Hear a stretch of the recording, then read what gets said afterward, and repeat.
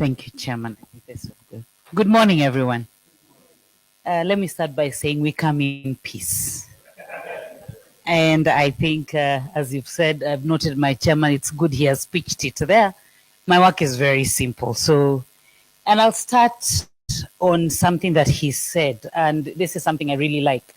That bit where he divided that pyramid, that triangle.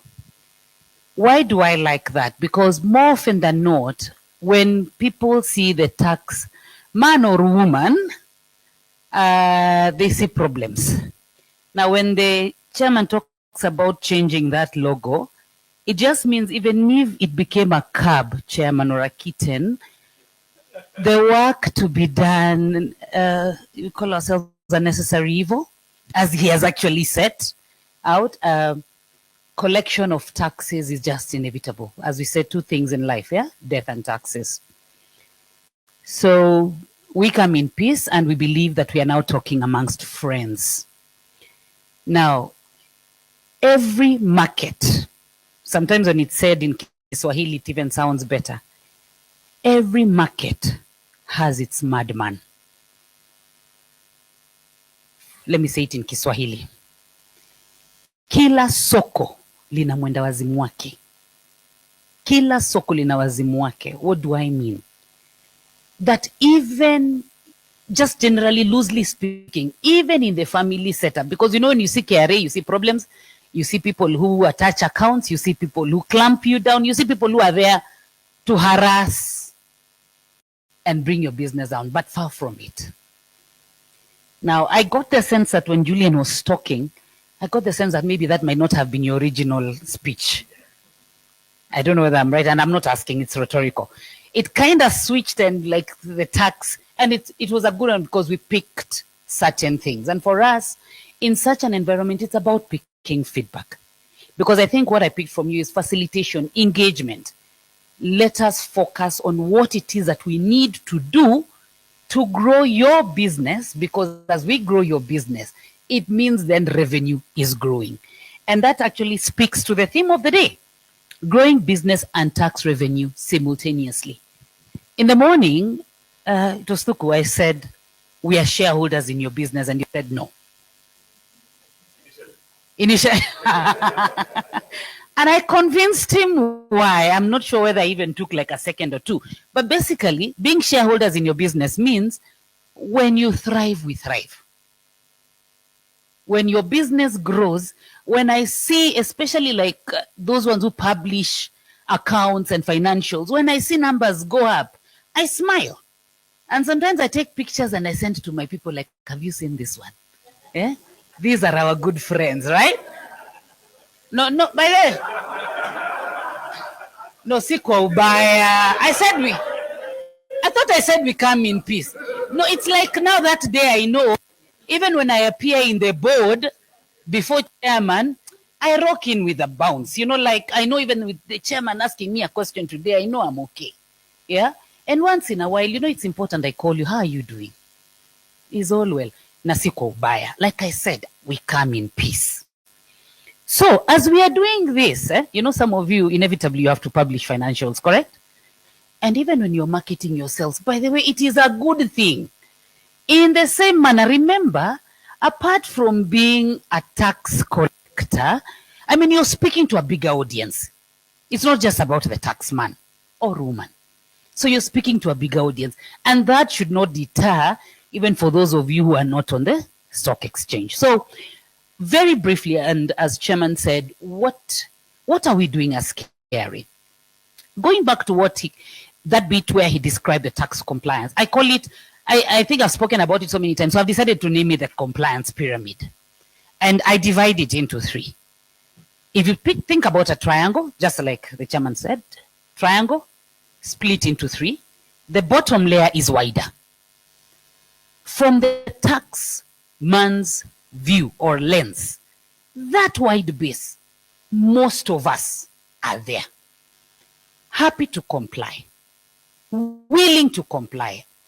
Whether you just want to comply so that's for peace to reign, or whether you want to comply because it is a civic duty, but most of us are in that category. Then go to the middle one. Yeah? I can a bit, I could slacken a bit, but if with a little nudge from KRA, a little reminder, happy to comply. But that top bit, and I liked actually the words that he used, can't pay, won't pay, catch me if you can. But I'll tell you, the reason why sometimes some of these emotions speak is because that small tip, the ones I'm saying, can't pay, won't pay, catch me if you can, you'll be surprised. There are very few, but they are the loudest.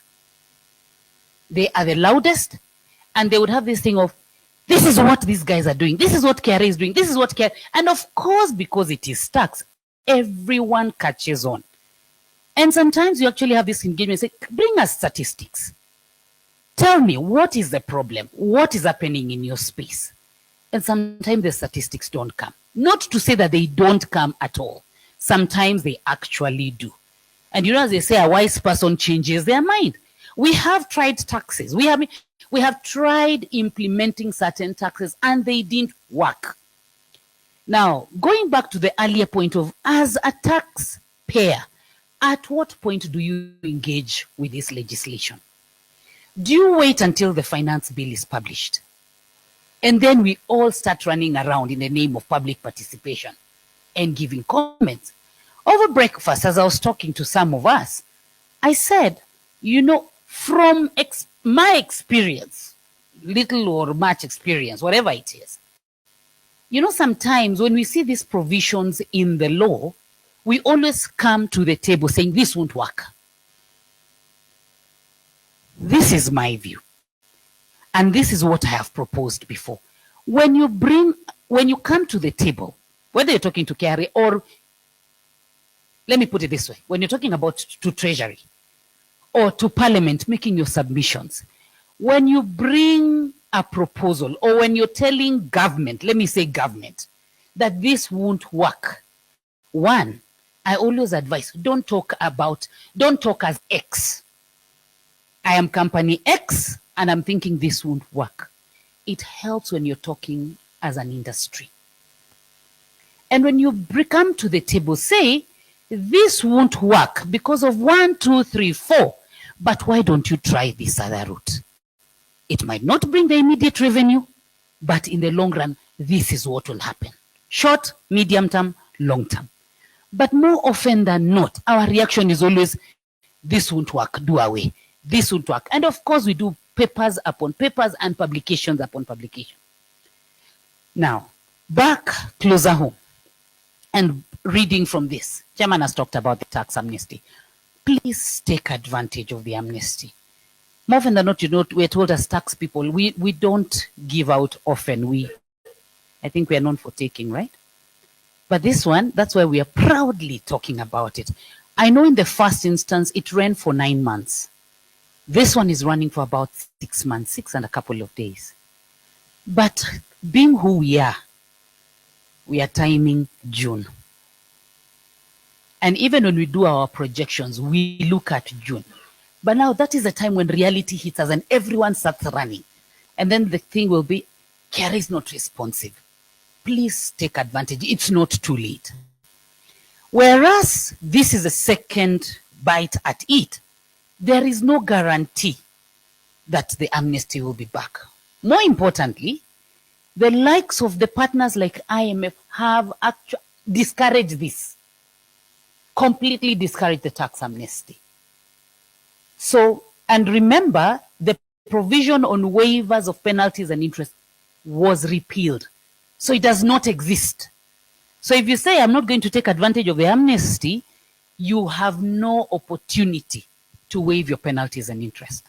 So really, this is the time. And even with the existing provisions of the waiver of penalties and interest, you had to give justification. And a very long story as to why, probably through that, Daniel would tell you, you have to have a very long story as to why you think you qualify. But with the amnesty, you don't have to, as long as you fall within, you meet the criteria.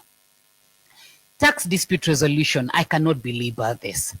Please take advantage of that opportunity. We do ADR, alternative dispute resolution. That is another angle. And in engaging in that alternative dispute resolution framework, again, it will facilitate you with the tax amnesty. Please remember, after 30th of June, this chapter closes. And as the chairman said, there is no, as in we cannot guarantee that it will come back, but it is a process that has been discouraged. Now, let's file our returns by 30th of June.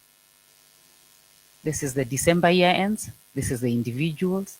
I know, as we encourage each other. Why am I talking to this? Again, when you're talking about growing business as tax revenue simultaneously, doing what is expected to be done at the right time also does away with the headache. I am not saying it is perfect, but as we are doing this, we are engaging taxpayers. We are introducing systems. ITIMs, I think by now, is there anyone who doesn't know about ITIMs? No. I know ITIMs has its own challenges, like every other system. But that is why we are here. What can we do differently? We're in that space where, as KRA, apart from sitting in our corner and creating something and throwing in the market, we are actually going big now on co-creation. As we are rolling out certain systems, we test them. We test them with a few. If it works, it works. And it might not work for everybody because all systems are not the same. iRiTs, this was launched 2 weeks ago. This is still also voluntary in the rental income space, where as it is now, we are aware of the monthly rental income, simplified tax, we moved from 10% to 7.5. The hope was, as you're reducing the taxes, then obviously you'll expand the tax base. And we know, as we expand the tax base, it means then we are bringing equity, hopefully. And then it means that there is less of a burden on those already paying. Because right now, gone are the days where it was easier to find that taxpayer who was in a brick and mortar. You know, right now, they are where you have to really look. Again, I remember in our days back then, even when it came to filing and paying of taxes, you needed to run to Times Tower and make sure you close those doors before 5 p.m. And you stay in. Sometimes even you'd send a clerk and say, stay in there until all the taxpayers have paid. Right now, it is in the comfort of your home. So there's a lot that is being done in that simplification. To simplify taxes, to make compliance easier, trying to give back where we can. We know there are areas that are still a challenge, but I think even as we are engaging here, the important thing is first to set the tone and listen to you. What can we do differently? And also, for us, even as you're seeing at the glass as we see at the glass as half full, we also appreciate that there are things that need to be done. And as I close, just going back to the comment that you made, Julian, as you started, you said KRA deviates from its own charter. Instead of implementing the law, it reinterprets it. Just a reminder that wherever there is any business transaction, the possibility of being interpreting something different, because it's the same law, but we will always interpret it differently, whether you call it tax planning, tax, whatever word. But I think that is why we are here, to keep talking, to keep engaging. Thank you very much, and we can talk later more.